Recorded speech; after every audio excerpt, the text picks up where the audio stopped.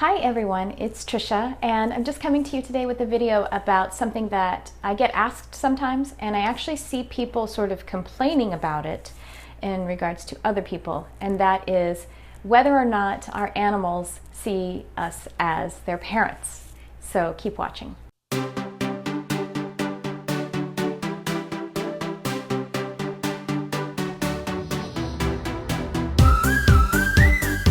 If you're new to my channel, then there are a couple of things I should tell you.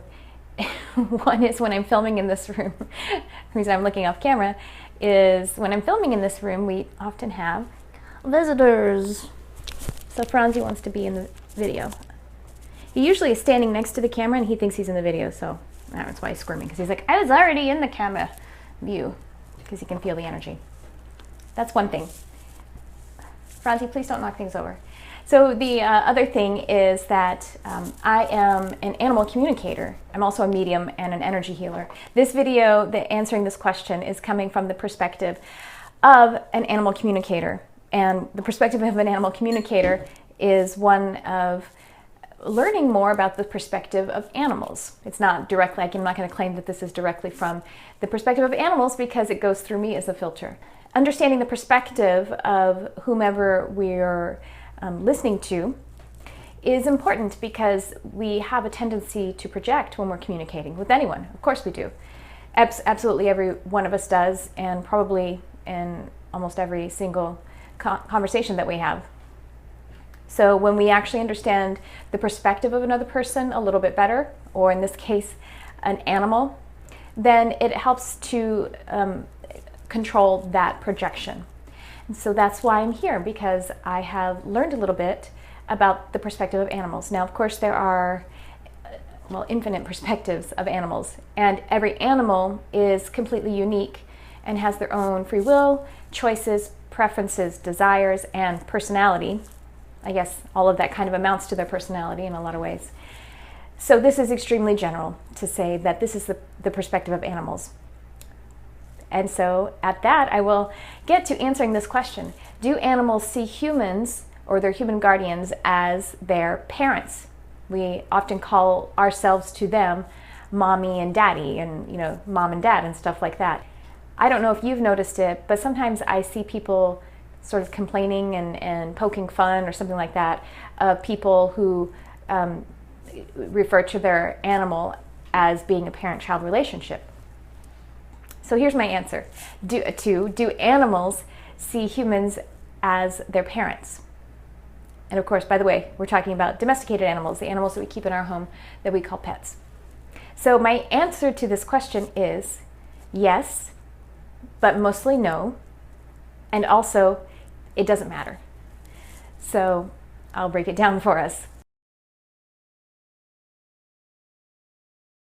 Okay, the reason that I would say yes to this question, at least in part, is because if we get our animals, we bring them into our home as babies, as not completely mature, then yes, they will do something that is called imprinting. And imprinting is this, I don't know, did you ever see the cartoons when you were younger and the baby chick would hatch and there was maybe there was a cat, like it was Tom and Jerry or something. Maybe it was a Tom and Jerry cartoon. Probably had it in Looney Tunes too. But there was a baby chick who would hatch out of the egg, and then he would look at the cat that was just like right there when he hatched, and the baby chick would say, "Mama." So that little joke in cartoons was referring to this it's not a phenomenon. This natural inclination for animals to imprint. I mean, I'm certain that human animals do this as well. And the reason for that is because humans and animals alike, we are, for the most part, I mean, there are some animals who actually come out of whatever their womb or hatch or egg or whatever it is, and they're very functional. But for the most part, and especially for the animals that we bring into our home as family members, domesticated animals, we're born underdeveloped, physically speaking, and that makes us relationally dependent on capable beings, capable, bodies, And also we're mentally underdeveloped. We actually come in as pure consciousness, but we have a lot of a way to go to be able to take care of ourselves physically and to be fully mature mentally. Animals are the same. Dogs, cats, birds, all of the domesticated animals that we bring into our home. They are mostly dependent upon their mother, a mother figure. Most of those species, as you probably realize, the father doesn't really need to be a part of the rearing of the children. The masculine role isn't to be a caretaker of children. It could still just be a part of the personality to be maternal. So then that is part of the reason why I would say yes, they would think of us as parents. And of course they do grow out of needing a parent, and so the relationship does shift in that particular aspect. And that happens even if they did grow up with their biological parent. They would actually shift the relationship. They don't kind of maintain that parent-child relationship all throughout their life or throughout adulthood in the same way that humans do. And on the other hand, besides growing out of that imprinting, they do continue to be physically dependent on us. We are their physical guardians because we have them in our home. We have interrupted their biology and made them a domesticated animal. And I would love to take a moment to discuss that, Franzie.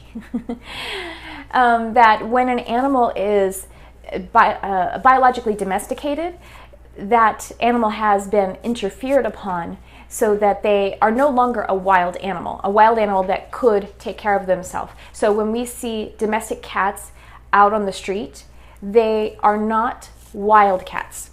They are not. We actually in the U.S. we don't have wild cats. We have other feline species that are wild. Franzie, you hit the microphone. We have other feline species that are wild, but we actually don't have a cat that is wild on this continent in the U.S. And so the reason, I just want to point that out, that we have interfered in their biology. And so when you see a cat or a dog or some other kind of domesticated species and they don't have a domestic situation, they are homeless.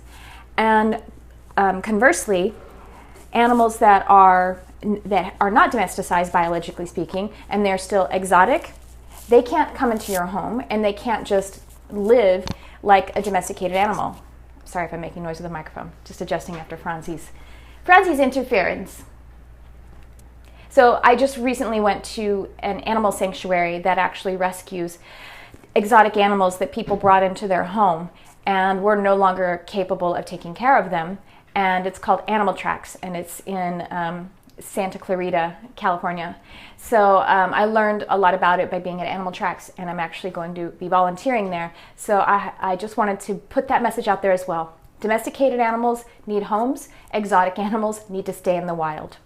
And so those domesticated animals that do grow out of the parent-child relationship, like I said, it shifts a little bit, but they still remain to be physically dependent on us. They're living in our culture. They're living in our habitat. We have to feed them. We take care of them physically by making sure that they're well, they're exercised, they get medical attention when necessary.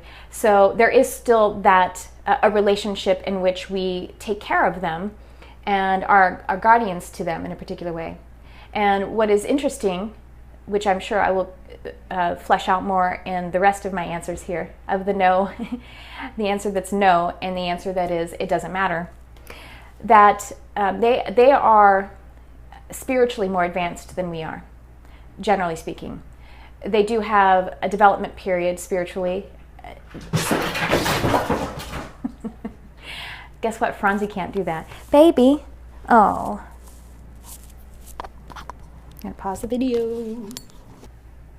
It's kind of funny during my video where I'm talking about how mature animals are, and Franzie's acting like a tiny little child. You're a frisky little kitty. Huh, you're a silly little frisky guy. All right, back to the topic. So we still have this feeling of where they depend upon us. So that actually gives us this feeling between both of us of guardianship, which is similar to feeling like a parent. So that is why the answer is partially yes.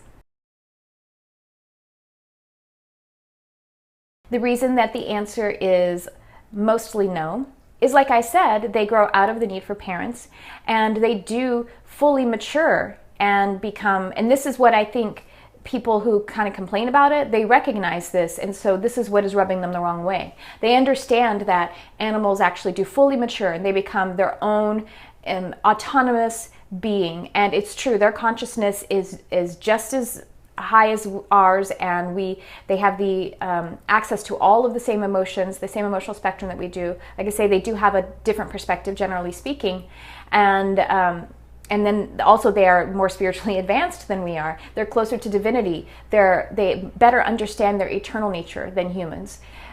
So that and that is something that I go into with my animal communication class, where I talk about density, and I talk about thoroughly about what animals have in common with humans and what animals have different in their perspective as compared to humans. So they are fully capable beings. So if we were to be sort of using this parent language with them in a diminutive sort of way, in a way that is demeaning, I should say, not diminutive, but demeaning, then that would be wrong, I guess is the best way to say it.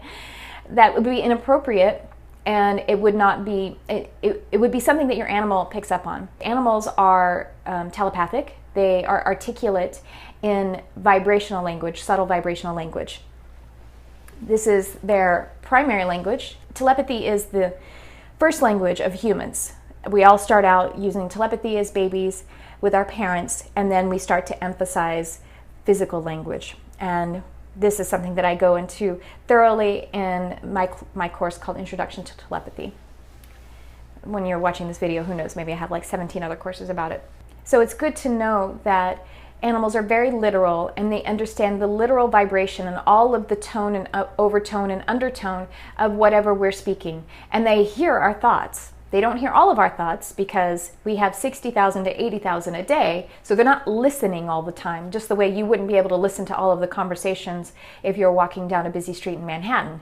Our brains are kind of like Manhattan, and so our animals just pick up some of the stuff.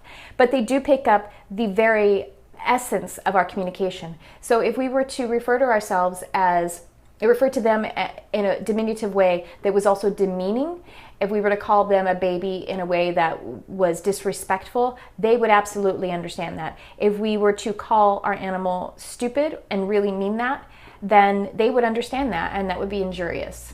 So just so you understand, your animals understand exactly what you're thinking and feeling. And so to sum up why it's mostly no that animals do not see us as parents, is because they, at a certain point, reach full maturity, and they are completely mature beings.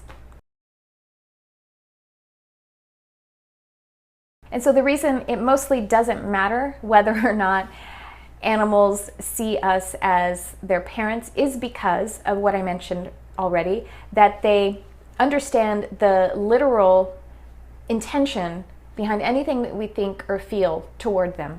So if I call myself mommy to Franzie, the star of today's show, he's sitting right here, I mean this in a way that is very endearing. I mean this because it is one of the most intimate relationships that we have. And honestly, we don't have that many ways to refer to intimacy in at least the English human language. We have parent and child, we have partner, lover, romantic partner, and then beyond that, the intimacy really wanes. We have best friend, and we have friends, and then we have sisters and siblings and stuff like that, and brothers. Sorry, I didn't mean to leave out the brothers. But those relationships are much more extended than those two options of either parent-child and partner, romantic partner. So I think that is one of the reasons that we have this tendency, in addition to the guardianship issue, that we want to call ourselves mommy to them, because the love is so intimate. I mean, who else do you let come into the bathroom with you all the time? If you have dogs and cats, you know what I mean? Like, sometimes my cat wants to sit on my lap while I'm sitting on the toilet. He wants to walk around the bathtub while I'm taking a bath. And yeah, you know what? That doesn't happen that much with my husband. Well, he doesn't really ever sit on my lap or walk around the bathtub.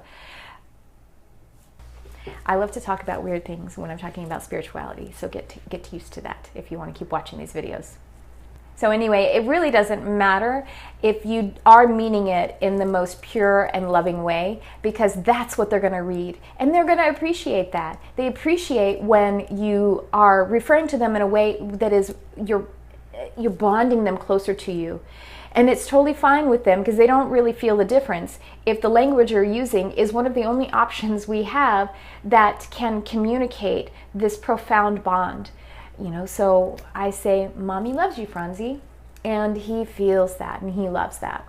And actually, I didn't use this language with three animals that I was, I don't want to say closest to, because I love Franzie and Barnabas and Delilah and Tom and Helen and Lalo and Francis. Those are all of my animals right now, as much as any of the animals that I've ever met. No, seriously. But Aramis was my kitty cat. I also had Shalebird, and I had Fabi, who was my parakeet.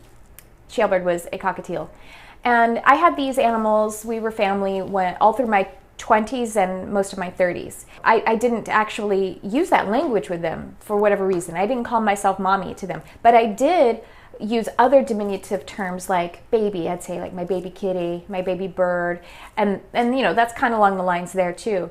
And we do that even with our partners, right? We call our partners like babe, baby, and stuff like that. And when we mean that affectionately, it just feels affectionate. Again, it doesn't matter. It's all about love. Listen to your animals. Know that you can communicate with your animals, and they do listen to you. If you're interested in animal communication or any of the things I've said here, I have a few videos on tips about how to communicate with your animals, and I have classes about it and stuff like that too. So I will put some links up in this video about the different videos that I already have online here.